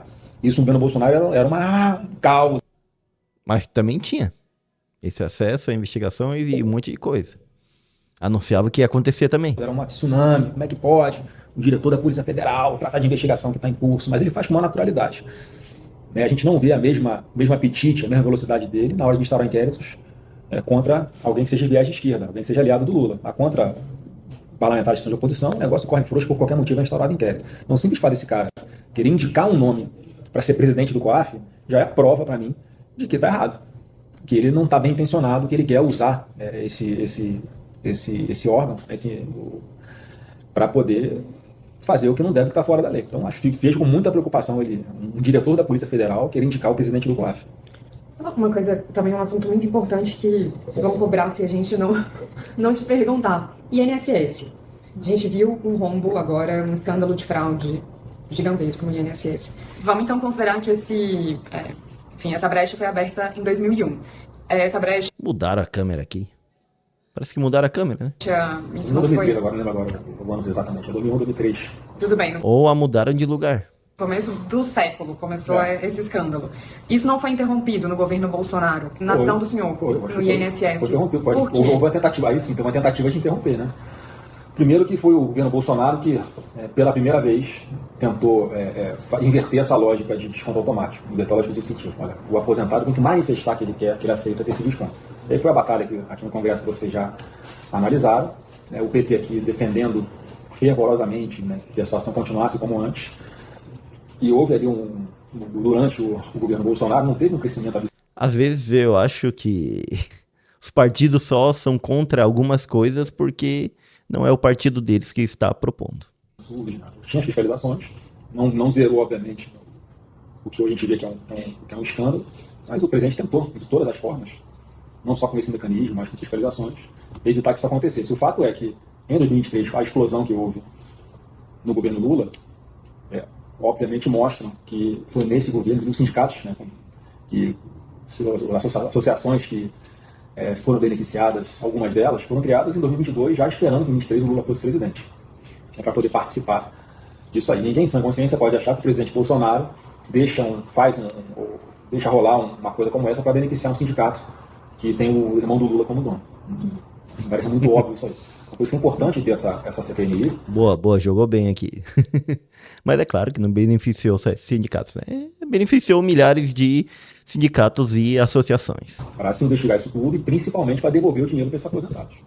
Mas agora não dá para querer colocar no colo do Bolsonaro esses escândalos bilionários que acontecem hoje, quando claramente toda a esquerda sempre se mobilizou para fortalecer os sindicatos financeiramente, as associações ligadas aos sindicatos financeiramente, sempre foi pauta deles. Mas o presidente tinha o poder de vetar, né? A medida provisória ela não vem com esse objetivo inicial, mas... Não tinha só esse dispositivo. Ainda assim, o presidente poderia ter vetado. vetado. Um monte de coisa, né? Eu não sei por que não vetou, se não sugeriram para ele lá na assessoria jurídica que vetasse, ou se tinha algum acordo na época para não vetar nenhum trecho, porque as coisas que tinham na medida provisória tinham que começar a rodar logo. Enfim, eu não sei qual foi exatamente a razão, mas, obviamente, isso deveria ter sido vetado. Então a gente pode falar de uma falha, uma conivência? Eu só não falo que é do presidente Bolsonaro, que você está aí na sua matéria, né? Porque ele é assessorado. Imagina a quantidade de vetos que ele não analisa ali. E volta e meia passa um outro, né, desapercebido. Não sei se foi esse o caso ou se ele foi induzido a erro por alguém, mas certamente se ele tivesse a consciência de que... Na verdade foi o seguinte,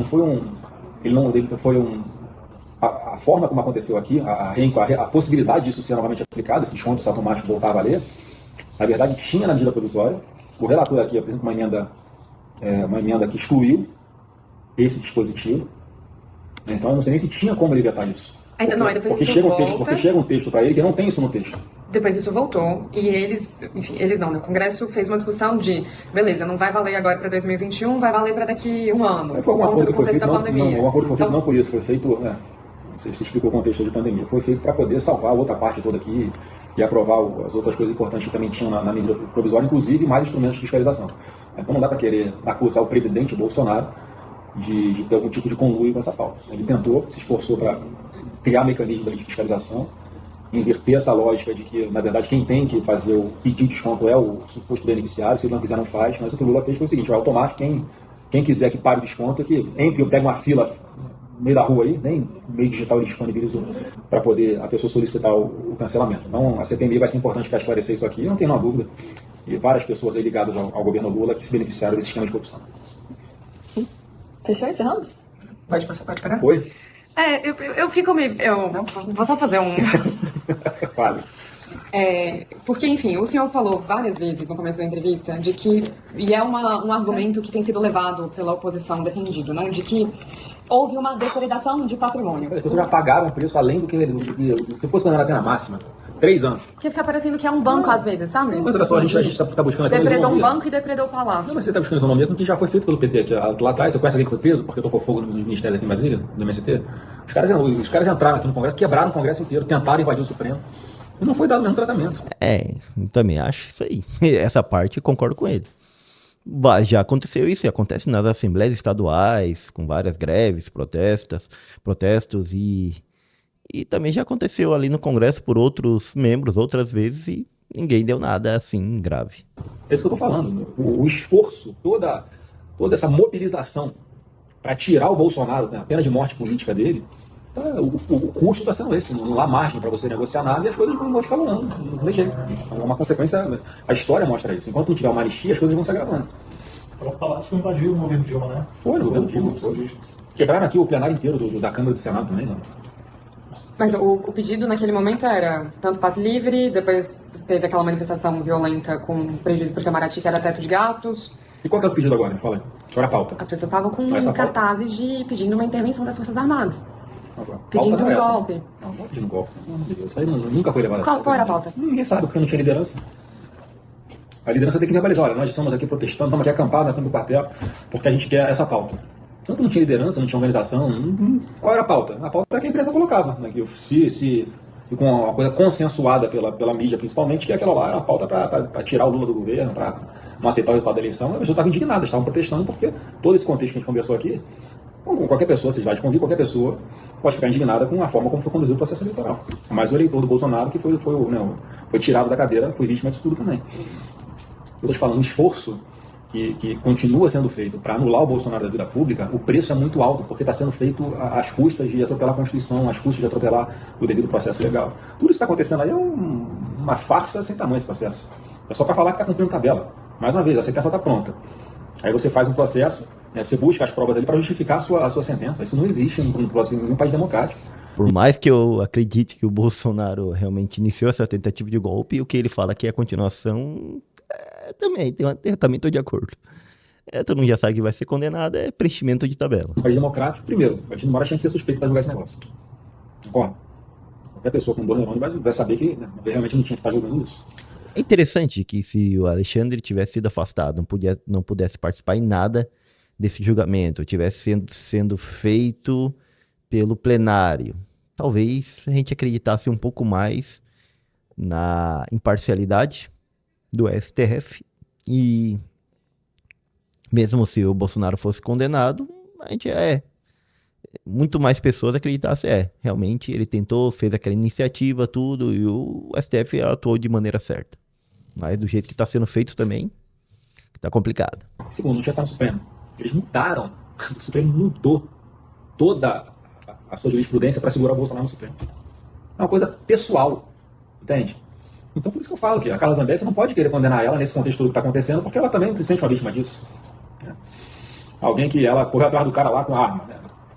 É para ela ser caçada por isso? Desculpa, não é? Eleição ali que vai mostrar qual foi a votação que ela merece ter em função do que ela cometeu, não é o papel do Supremo. É o papel do Conselho de Ética aqui, não é o papel do Supremo. Então tá tudo bagunçado no Brasil. É, que a Carla Zambelli deveria ser caçada, aí eu tô de acordo.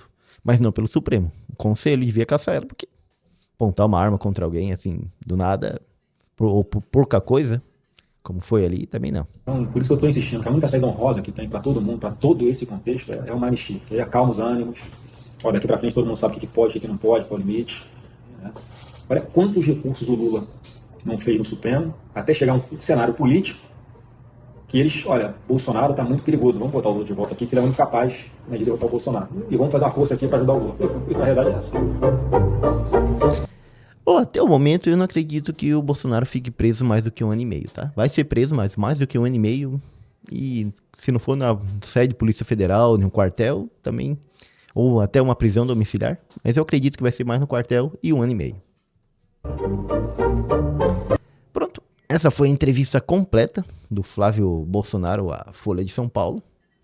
Acho que ficou bastante evidente o que ele pensa e o compromisso que um candidato da direita vai ter que fazer com os bolsonaros para poder ter os seus eleitores. E é isso aí o rumo do Brasil. Para mim, eles redobraram a aposta. Disseram, beleza, querem prender painho? Querem prender o bolso? Vamos lá, prenda aí. Mas a gente vai botar um candidato que a gente vai tentar fazer ganhar. E se ele ganhar, ele ganhou com a nossa ajuda e com um compromisso com a gente. De que é botar fogo no país. Se não dá anistia para todo mundo. Inclusive e principalmente para o Bolsonaro. E aí, o que você acha aí de tudo isso que falou o Flávio? É possível? Não é possível? Vai acontecer? Não vai? Eu tenho minhas suspeitas, mas fiquei com medo de votar em alguém que tenha esse apoio deles. Justamente por causa desse acordo. Politicamente, pode ser que dê medo a mais gente e menos gente vote nele. Aí não sei. Mas é isso aí. Aqui tentamos fazer uma análise sem ter paixões por nenhum lado político. Como você sabe, o nosso lema aqui é: nós não temos políticos de estimação. Aqui não somos nem Lula, nem Bolsonaro. Sou o professor Gessé Santiago, de algum lado desse grande Brasil.